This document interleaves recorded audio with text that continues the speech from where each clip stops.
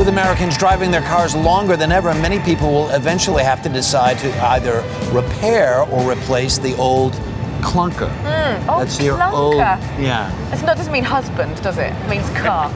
Our financial contributor, Ray Martin, is here with some surprising new advice. Good morning. Good morning, Amanda. Clunker. Oh, I'm like, holy cow, it's a whole new perspective. There you go. So this question really comes up now because there's so many things going on with a clunker bill being passed by Congress. Is there a rule of thumb to follow? Actually, the president signed it yesterday. The car allowance rebate system is now law and will go into full effect in 30 days. You know, but Americans are driving their cars longer. The median age of vehicles on the road is 9.4 years, and when you own an older car, you're eventually going to face those words, auto repairs, and have to make a decision. Right, all right, so you have a checklist to help us decide if it's worthwhile to fix the car. Let's take a look. Okay, well, you got to look at safety, reliability, repair costs. You know, if you're going to hand down the car to your teen driver, you want to make sure it has all the safety features on it. They're more prone to accidents. Because the big mistake, people think, I'm going to give the kid the clunker, but it's not as safe. Not as safe, and safety is priceless, right? Reliability, getting back and forth to work. You need to, if you're going to have a big repair bill, get at least 2 auto mechanics to estimate that bill before you decide to fork over the money. But the big one also is value and useful life. If the cost of the repairs are more than the value of the vehicle, you want to rethink that. But also useful life. Does it extend the useful life of the vehicle? See, that's the thing about husbands. Yeah. If we have a useful life, you should let us hang around. No matter how many the mileage on the clock. No, the mileage is irrelevant. The mileage on the clock, you can turn that irrelevant. back. And I got a formula for useful life here for you too. Here. You want to think about this. I say for every $1,000 of repair cost, you should get at least a year or more of useful life on your vehicle. Why do I come up with that? If it's $1,000 or less, divided by 12, that's $83 a month.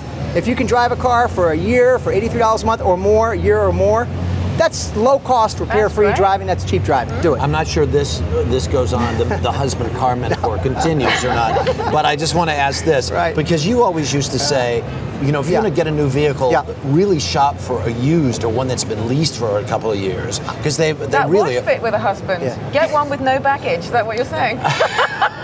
Go ahead, Ray. Used here, broken in. I don't know where we're going to go with this one, but I'll try to bring it back to the car side. I am a newer used car guy. I like to buy a year or two because all the depreciation. That's right. I don't want to pay for the first year depreciation, which can be 15 to 20%. Let's talk about this cash for clunkers then. How does it work? How can you best exploit it? Okay, well, the way this bill is, the car allowance rebate system says, if you take your old car and trade it in, you can get up to $4,500 for it, even if it's only worth $100. Even if it's worth nothing. That's a lot of money. As long as you buy a new, more fuel-efficient vehicle. That's a game changer now, and people are going to have to start thinking about, do they buy a new car under this cash for clunkers? We're introducing something like this into Britain at the moment. I think Gordon Brown's talking about and Germany did it and was quite successful there. Right, and so it's great for the auto industry, and it gets good incentives. And part of the really smart part of this, the green part of this, is to get the gas guzzlers off the road and replace them with more fuel efficient. And that's really the only other part of the equation is you have to buy something that's more fuel efficient than the old one. And brand new, brand spanking new, not just new to you. So if you were in the position to do this, would you do it? Well, here's the checklist you got to go through. First of all, does your old car qualify for this cash for clunker? So is it 25 years old or more, or less rather? Is it 18 miles per gallon? Have you owned it for more than a year? You know, that you have to go through that. If you can sell it on a private sale for more than $4,500, you want to do that.